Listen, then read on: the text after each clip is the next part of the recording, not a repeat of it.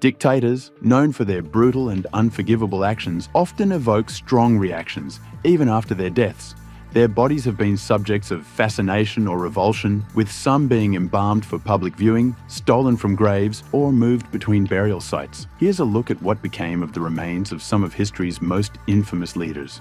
As his dictatorship collapsed, Adolf Hitler, along with his wife Eva Braun, took their own lives on April 30th, 1945. Determined not to suffer the same fate as Mussolini, Hitler ordered that their bodies be burned. On May 5th, Russian troops discovered their charred remains. After photographing the bodies, the Soviets reportedly buried them in a secret location, later moving the remains to another undisclosed site, where they stayed for 25 years. In 1975, fearing the burial site might become a fascist shrine, the head of the KGB ordered the remains to be exhumed. The corpses were incinerated and their ashes scattered in the Biederitz River. However, the Soviets kept a portion of Hitler's skull and jaw. There has been some controversy regarding the skull, with some claiming it belonged to a woman, though Moscow denies this. The teeth, however, have been conclusively identified as Hitler's, and his remains are now held in the Russian State Archive.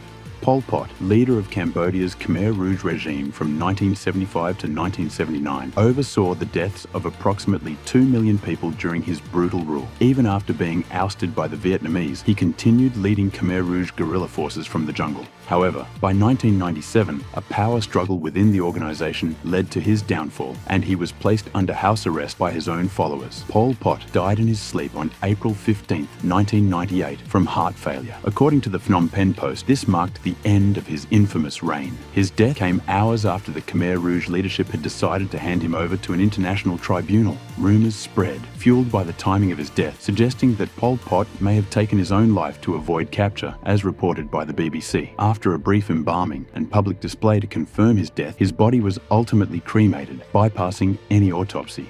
After Kim Jong Il's sudden death on December 17, 2011, while traveling by train, his son Kim Jong-un quickly assumed control of North Korea. Kim Jong Il's body was embalmed and placed in the Kumsusan Memorial Palace, where it was displayed in a manner similar to other communist leaders, particularly Mao Zedong. His body was laid under a red blanket, illuminated by a spotlight, with the room cast in red light to emphasize his importance. In 2012, the public was given access to his preserved body, along with personal items that reflected his leadership, including his favorite possessions. This display was intended to maintain his image as the eternal leader of North Korea, continuing the tradition of honoring deceased leaders in a highly controlled and symbolic manner. ABC News reported the numerous personal belongings on display included the parka, sunglasses, and pointy platform shoes he famously wore in the last decades of his life. Kim Jong-il's body, located just a few floors from his father Kim Il-sung's, is now available for public viewing, continuing the family's tradition of preserving and displaying their remains.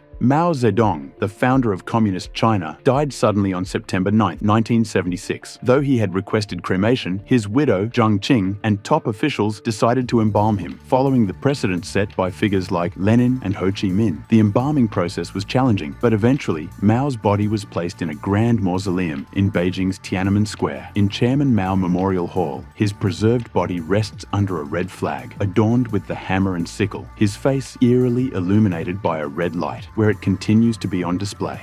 After Saddam Hussein was hanged on December 30, 2006, his body was quickly flown by US aircraft to his hometown of Auja, near Tikrit, Iraq. In 2007, he was buried in an ornate mausoleum. However, due to concerns over potential desecration, his remains were relocated to a secret location in early 2014. This decision proved necessary, as in August 2014, his tomb was indeed attacked and vandalized. Shiite militiamen broke into the gravesite, tore down photographs of the former Iraqi leader, and then set the area on fire. In March 2015, ongoing conflict in the region led to the near-total destruction of the mausoleum, as reported by the BBC, further erasing any trace of Saddam Hussein's final resting place. Following his victory in the Spanish Civil War, Francisco Franco ruled Spain as a fascist dictator until his death in 1975. After his passing, his body was embalmed and laid to rest in the Valley of the Fallen, a controversial mausoleum located northwest of Madrid. This site, originally intended as a memorial for all who died in the Civil War, holds the remains of both Republican and nationalist fighters, symbolizing Spain's divisive history. The BBC reports that, with Franco's body buried there, the site is a shrine shrine for Spain's far right to pay homage to the dictator. The Valley of the Fallen became a symbol of division, with many viewing it as a shrine to Franco's dictatorship. In response, the Spanish government decided in 2019 to exhume his remains and relocate them, despite opposition from his family and right-wing factions. That October, Franco's body was reburied at El Pardo Mingarubio Cemetery, situated near the El Pardo Palace, his former residence in Madrid, marking a controversial but significant step in Spain's efforts to reconcile its past.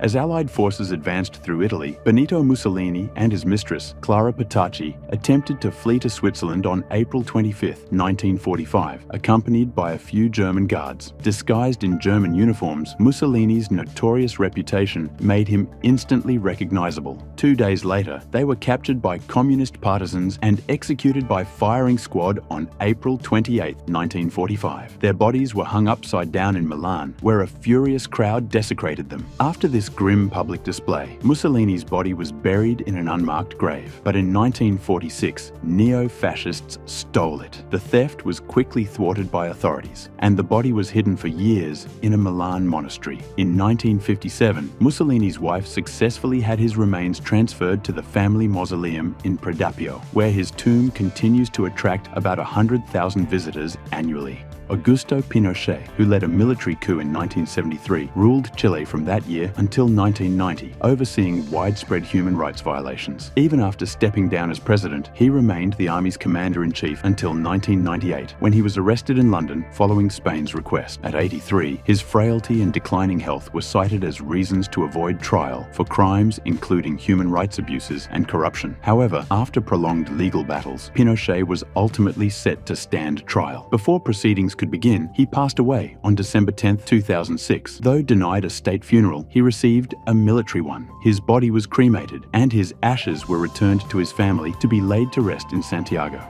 Joseph Stalin's death in 1953 marked the end of an era, but his funeral was steeped in grandeur, reflecting his status as the Soviet Union's revered leader. For 3 days, his body lay on display at the Hall of Columns, where thousands gathered to pay their respects. Tragically, the chaos of the crowds led to the deaths of around 500 people. The Soviet Union initially planned to preserve and display Stalin's body, much like that of Vladimir Lenin. After 7 months of meticulous embalming, Stalin's body was placed in Moscow's Red Square next to Lenin's mausoleum in November 1953. However, as time passed and the Soviet regime began to openly acknowledge Stalin's violent and oppressive reign, sentiment shifted. In 1961, only 8 years after his death, Stalin's body was discreetly removed from the mausoleum. It was buried 300 feet away in a secluded spot, marked by a modest gravestone reading J.V. Stalin, 1879 to 1953. In 1970, a bust of the dictator was added, but his once glorious legacy was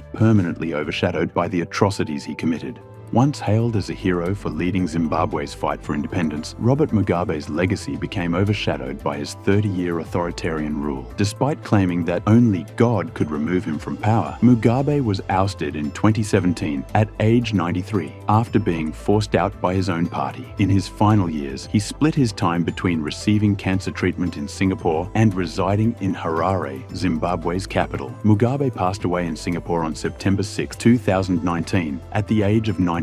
Following a state funeral, which drew limited attendance, a dispute arose over the burial location, with tensions between the Zimbabwean government and Mugabe's family regarding his final resting place. But it's also the moment they'll make their final judgment of the man and his legacy. The Zimbabwean government initially sought to bury Robert Mugabe at the National Heroes Acre in Harare, but eventually respected his family's preference for his burial in Kutama, his rural hometown. Despite this, traditional chiefs have persistently called for his exhumation and reburial at the National Heroes Shrine, as reported by CNN.